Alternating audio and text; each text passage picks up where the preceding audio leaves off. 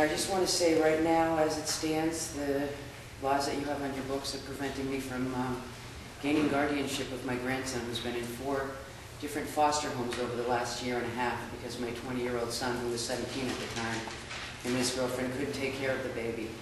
Because of an admission only. I have no criminal past whatsoever. I'm 45 years old. I've raised 4 children. My oldest is 25 years old. She lives in Boston. She's a school teacher at the Cambridge school system. Graduated Wheelock with honors last May. My other kids are doing well. But because of my admission to marijuana, I have been discriminated against. Like I said, I'm not a criminal. I've never had a criminal past whatsoever. I'm actually college educated. I'm a computer technician. I went to school 16 years out of high school with 4 kids that I was taking care of, and I have a 3.4 grade point average after 5 semesters. And I just want you to know I was a computer technician for 2 years. And I believe that this law needs to be looked at seriously. It's hurting people and breaking up families. I don't drink. Actually, I'm not smoking right now because I want to get my grandson. It's more important to me to have him in my life. That makes me smile a lot more than smoking a joint. He suffers from seizures, epilepsy, which he needs stability. They've switched his foster home 4 times.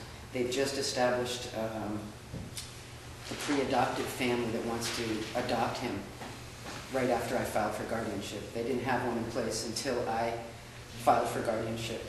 They've reduced our visits to once a month since then. His seizures are happening more often now. When we saw him on a weekly basis, he didn't have seizures for 5 months.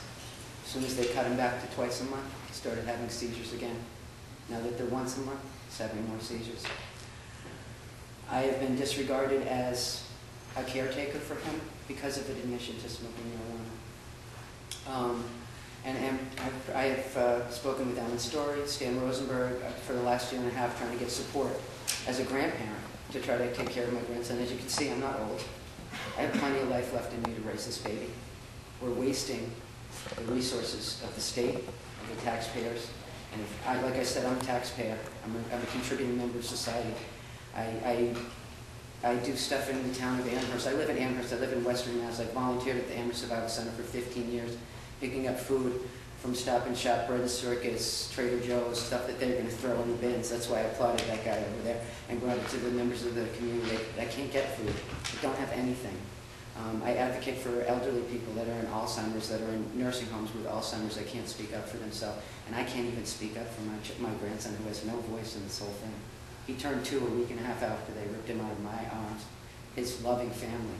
And I just want to say that passing this bill is very important in my fight to helping me help my grandson. And I thank you for your time today, and I respect you taking the time to listen to my story. Any questions for Marguerite from anybody? Good luck with everything. Thank you.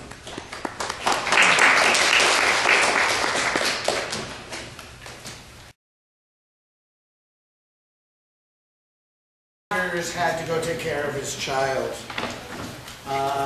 There's some more room in here if you're here for this. Come on down. I didn't see it. Oh, okay. No, I'm really surprised. Mr. O'Flaherty, it's good to see you again. That Mr. Knappich didn't just spit back to Senator Hyde. Of course I know what Patriots Day is. It's the day the shot was heard around the world. Personally, I think those holidays should be made statewide holidays. But I walk our own there. I would like to, if I may, invite Dick Evans, who is the primary author of the bill, up. Is he going to testify on a similar bill? He is going to testify on Senate 1801, and act to tax and regulate cannabis. Please.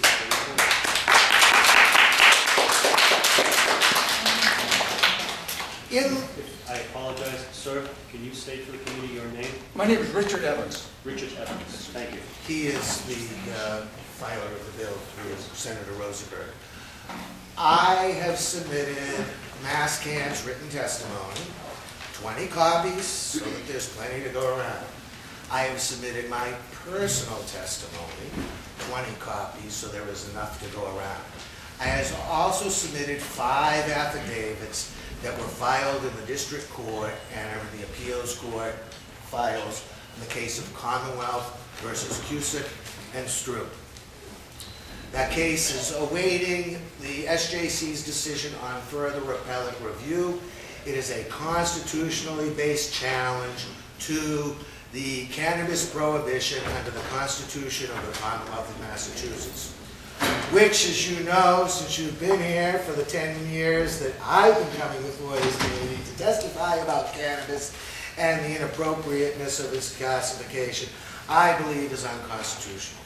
Mr. Evans has written a bill, and he is here for the first time, well, he's actually here for the second time since he was originally heard on this topic back in 1981. It is time. I'm speaking for marijuana legalization. I'm a medical user, former athlete in Massachusetts. I've got a back injury. I would like to grow my own marijuana for medicine.